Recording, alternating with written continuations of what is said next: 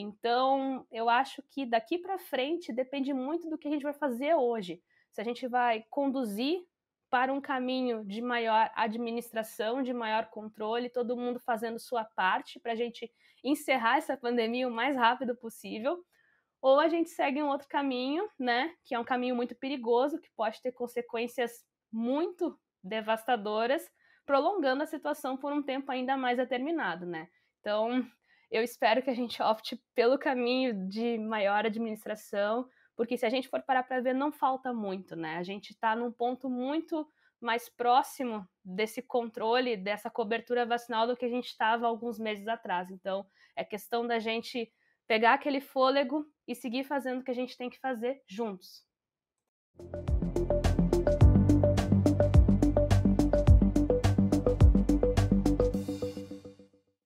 Olá, bem-vinda, bem-vindo ao Espaço Recíproco. Hoje nós temos a alegria de receber aqui a Melanie Fontes Dutra. Ela tem 28 anos, é pós-doutoranda em Bioquímica pela Universidade Federal do Rio Grande do Sul e mestre e doutora em Neurociências.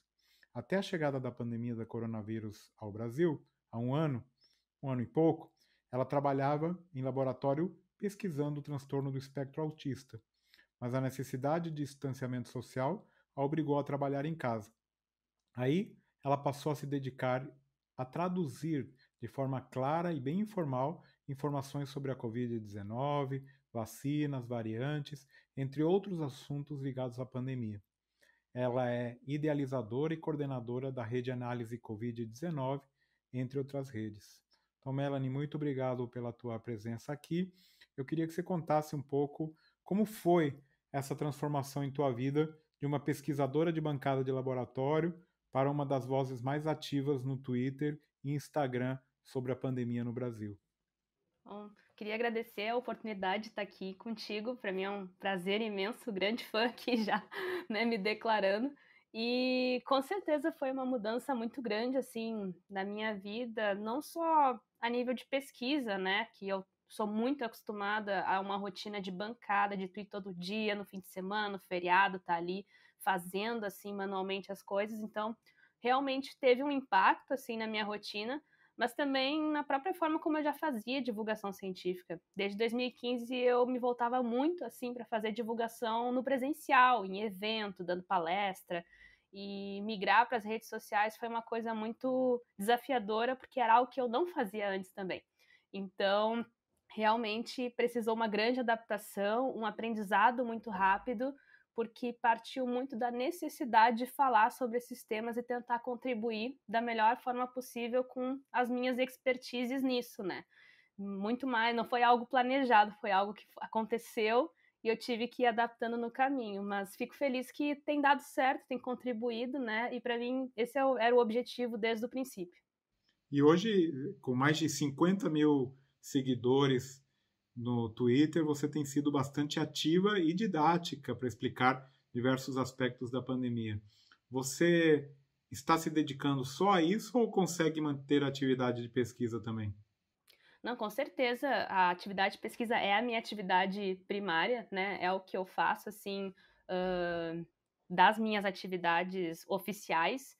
E, e eu tenho feito muita essa transição também de começar a usar, aprender mais ferramentas de biologia computacional, coisas que eu possam me munir de formas de continuar minhas linhas de pesquisa, porém, né, com estratégias que me permitam também cumprir um distanciamento, ficar em casa o maior tempo possível.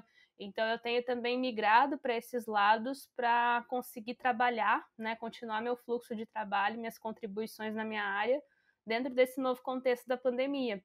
Mas, com certeza, né, é algo que também é igualmente desafiador. E outro aspecto que é interessante na tua atuação é o engajamento em redes de pesquisa e divulgação, como a rede Análise Covid-19, o grupo Infovid, União Pro Vacina, equipe ALO da ONU, e Rede Todos pela Vacina, pelas vacinas. Como você faz para ter essa atuação e por que você acha que ela é importante? Bom, primeiro eu tento vencer, colocar mais horas no meu dia de 24 horas, porque muitas vezes falta, né? Mas eu acho importante estar engajado nesses grupos, especialmente pela troca, por a gente poder estar com diferentes pessoas, de diferentes especialidades, a gente aprende um monte, discute um monte, e isso me ajuda também a fazer divulgação nas redes sociais, porque eu consigo observar com essas pessoas o que está acontecendo, o que está sendo mais falado, e muitas vezes vou lá e pergunto, pessoal, será que se eu falar assim as pessoas vão aceitar melhor do que se eu falar assado? Então é legal também para a gente ir aprendendo como fazer comunicação com pessoas que já têm muita experiência nessa área, né? Então isso é super legal. E eu venho fazendo tudo em paralelo, assim. Eu comecei com a rede e depois entrei no Infovid. Então, tocava essas duas iniciativas, contribuindo em uma e coordenando a outra, coordenando a rede, participando do Infovid em paralelo, assim. E com o tempo eu fui entrando nas iniciativas mais focadas em vacinas, à medida que as próprias vacinas já estavam num desenvolvimento mais agilizado, né? Aí eu entrei na União Pró Vacina, no Todos pelas Vacinas, na equipe Halo da ONU, e como eu já tinha uma experiência em manejar o meu tempo entre pesquisa e, quando possível, com essas duas redes, encaixar essas outras iniciativas não foi algo que foi muito oneroso assim no meu tempo. Foi algo que eu consegui manter o meu ritmo, né? E ao mesmo tempo somar com essas outras iniciativas. Então, acho que mais contribuiu com a minha formação e com o que eu venho fazendo, né? Sem exigir tanto do meu tempo. Mel, falando um pouco aqui do assunto, que você deve já estar um pouquinho cansada, mas é inevitável a gente não falar um pouquinho da pandemia. Sendo bem realista, o que você acha que vai acontecer daqui para frente? A gente está aqui hoje gravando essa entrevista, 6 de julho, né? Porque aqui todas as coisas mudam muito rapidamente. Qual a perspectiva de evolução da pandemia?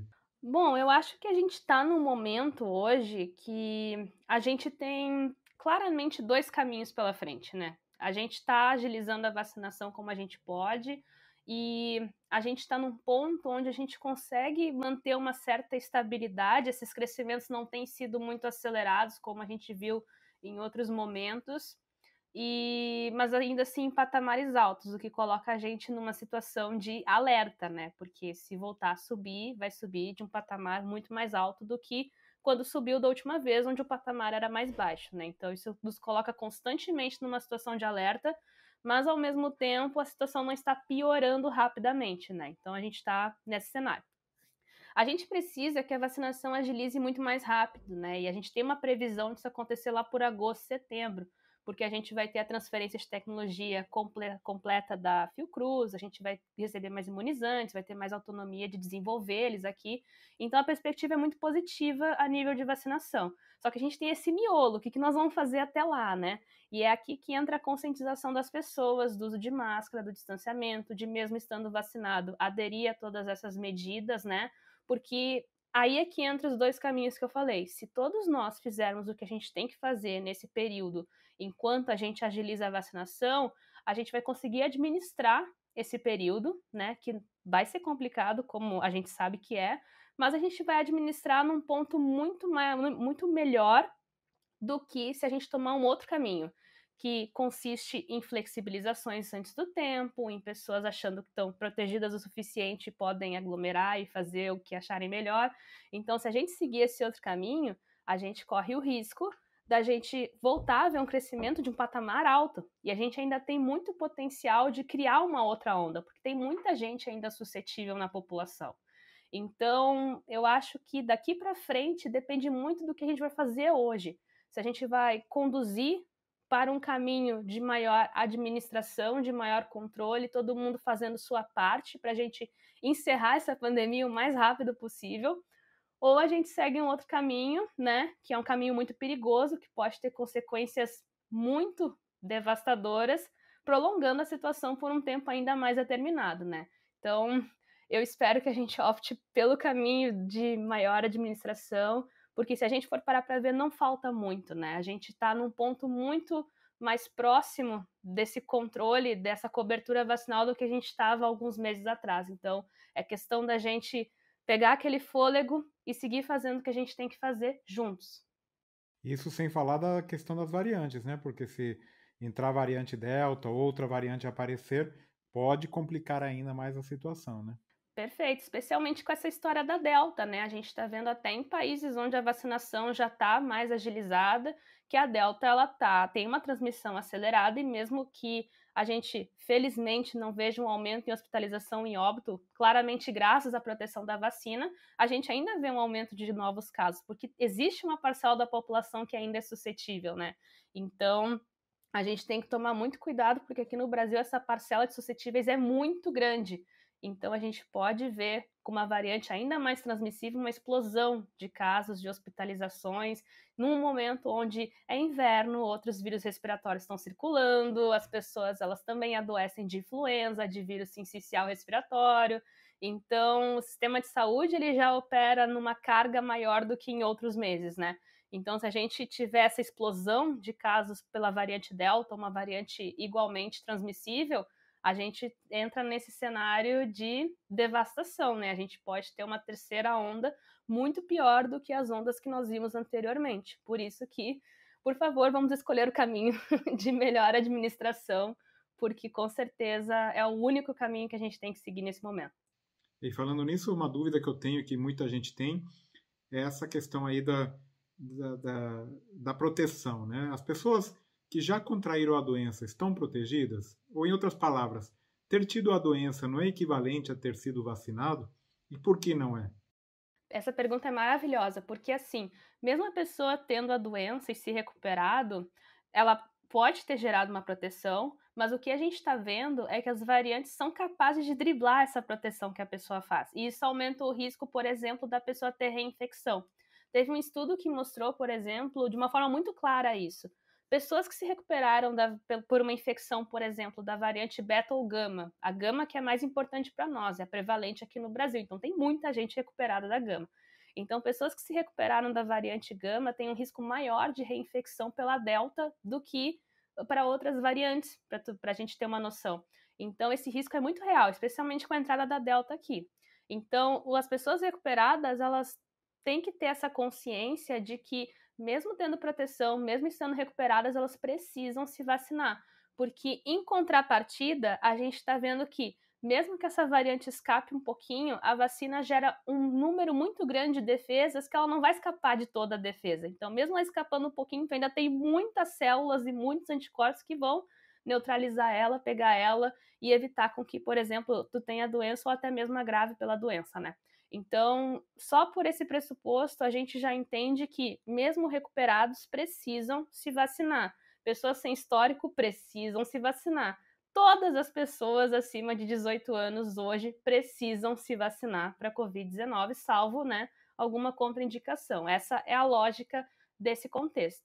E tomara que atinja também pessoas acima de 12, depois umas crianças, pouco a pouco a gente vai atingindo toda a população. Queria saber agora um pouco da tua, da tua carreira mesmo. Como que os teus colegas de universidade estão vendo essa tua atuação? Você sofreu críticas, algum comentário maldoso? Como que tem sido isso? Porque é sempre essa discussão aqui em quem atua na área de divulgação da ciência.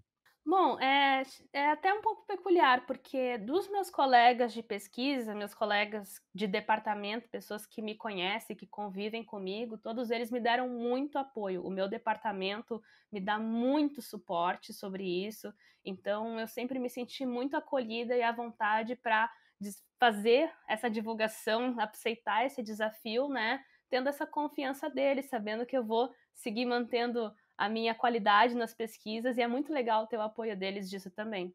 Agora, eu ouvi muitas críticas de algumas pessoas que estão na divulgação científica, né? Já ouvi muita gente me chamando de oportunista, muita gente me chamando de inexperiente, dizendo que eu não deveria estar falando sobre vacina, sobre vírus, sobre isso, sobre aquilo. E, sinceramente, eu realmente sou uma pessoa inexperiente em divulgação científica e eu assumo, me considero inexperiente, mas todas as pessoas um dia já foram inexperientes e adquiriram experiência tentando e dando o seu melhor nisso. Eu acho que uma das qualidades que eu tenho é que eu sou muito flexível, eu consigo tentar dar o meu melhor e na menor possibilidade de algum erro corrigir, ser transparente sobre isso.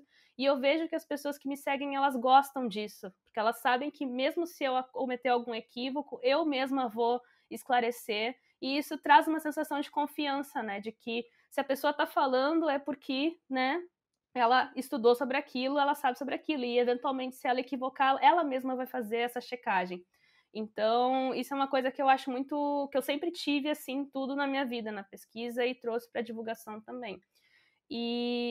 Enfim, né, apesar de eu ser inexperiente, eu sinto que eu amadureci muito e ganhei muita experiência durante esse ano, esse pouco mais de um ano aí, tanto atuando em redes quanto na minha própria conta, assim, dentro desse contexto da Covid-19.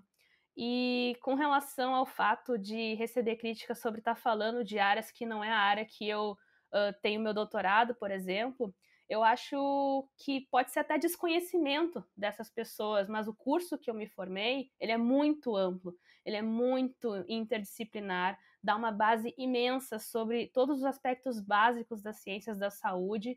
Então, eu me sinto muito à vontade de falar sobre imunologia básica, sobre virologia básica, porque eu tive todo esse embasamento na graduação e hoje dou aula no ensino superior de imunologia desses aspectos também.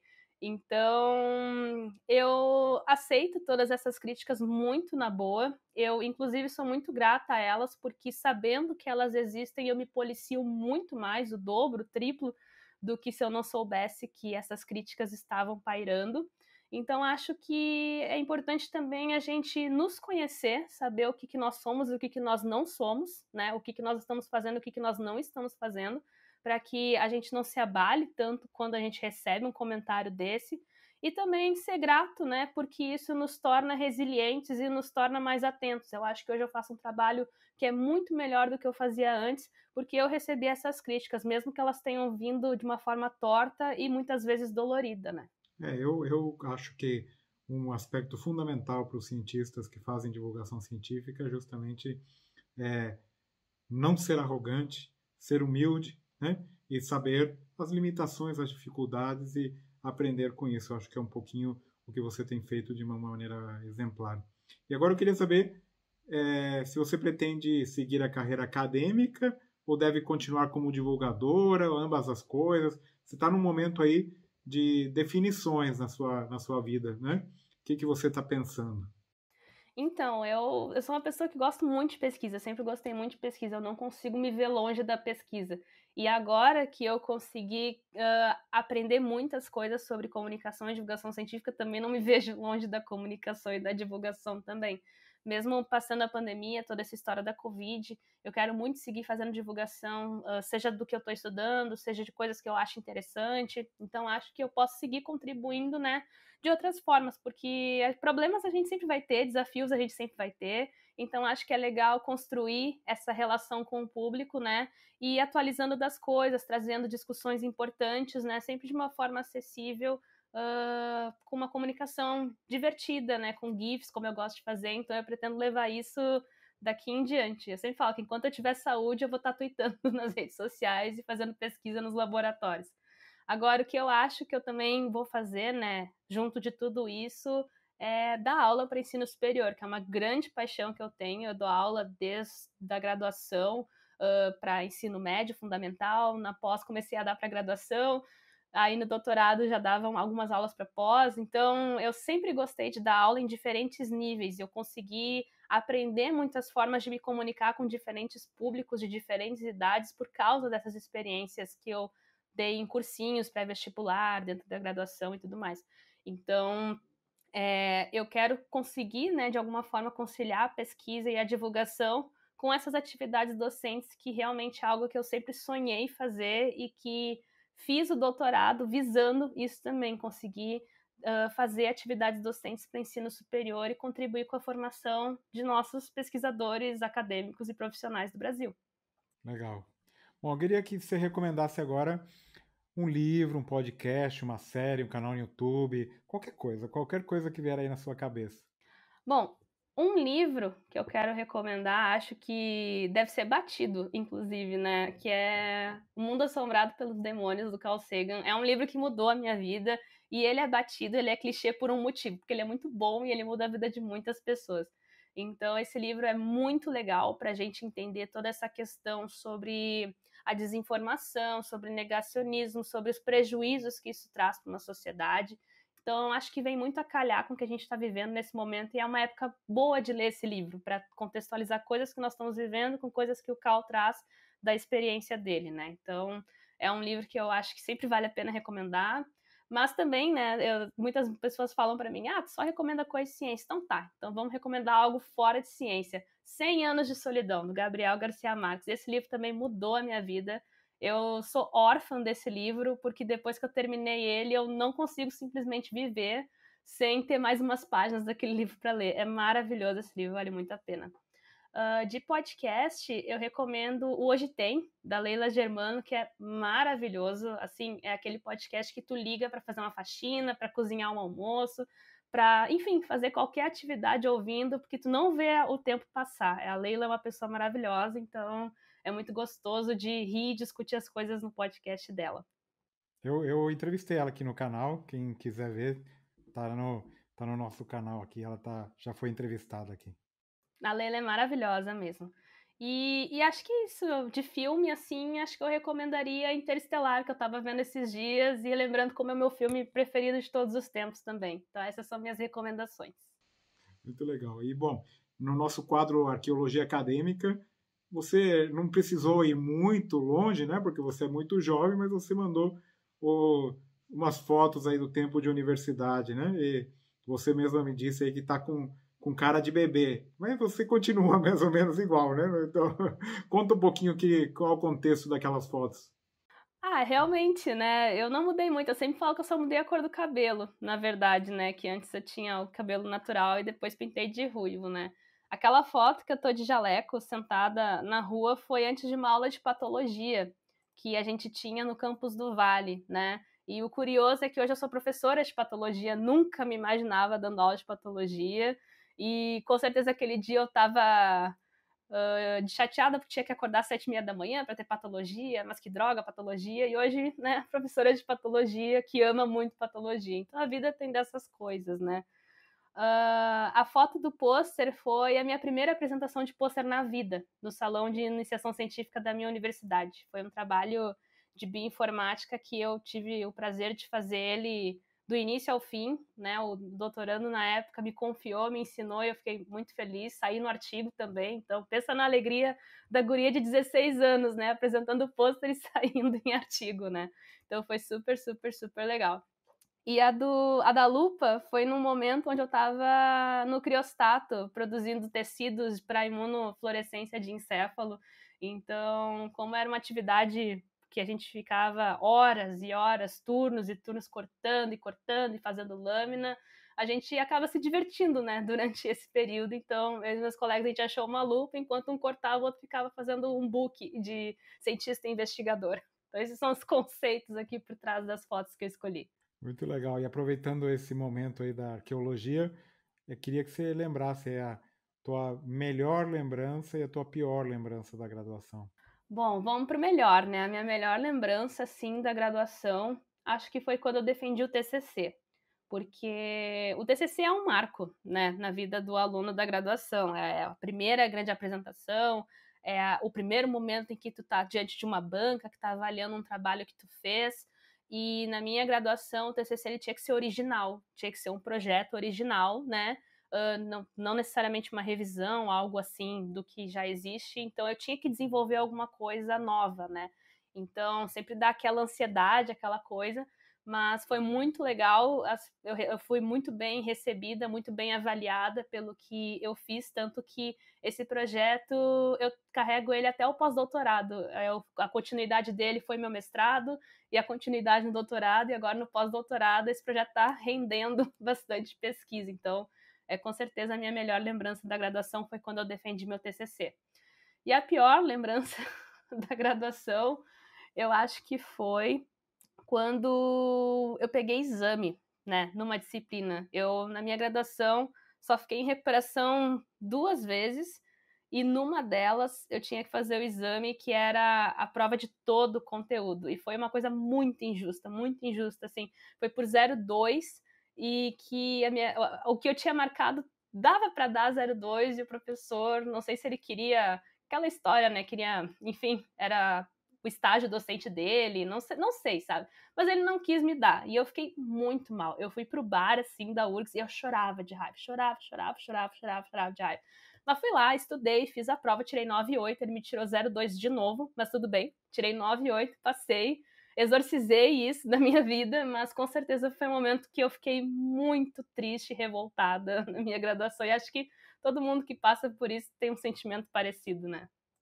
Legal. E um campus dos sonhos, onde você gostaria, por exemplo, agora de fazer mais um pós-doutorado, estudar mais um pouco? Um campus dos sonhos. Ah, eu gosto muito da URGS, mas vou tentar ser menos bairrista, né? Tentar pensar fora, assim, do Rio Grande do Sul. Com certeza a Unicamp, sou apaixonada pela Unicamp. Tenho colegas muito queridos nessa instituição, tem grupos de neurociência fantástico que estão no ano 3000, assim, fazendo umas pesquisas muito de ponta. Então, acho que com certeza na Unicamp seria um lugar. E internacionalmente, eu queria muito um dia fazer algum pós-doutorado, alguma coisa em uma das UCs, das Universidades da Califórnia, especialmente a de São Francisco, que tem uns grupos que eu sou muito apaixonada também.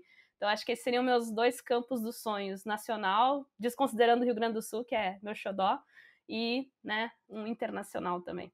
Mas aqui a gente permite trazer o chimarrão, viu? Ah, então tá bom, senão eu não ia. Bom, alguma aula inesquecível que você tenha assistido?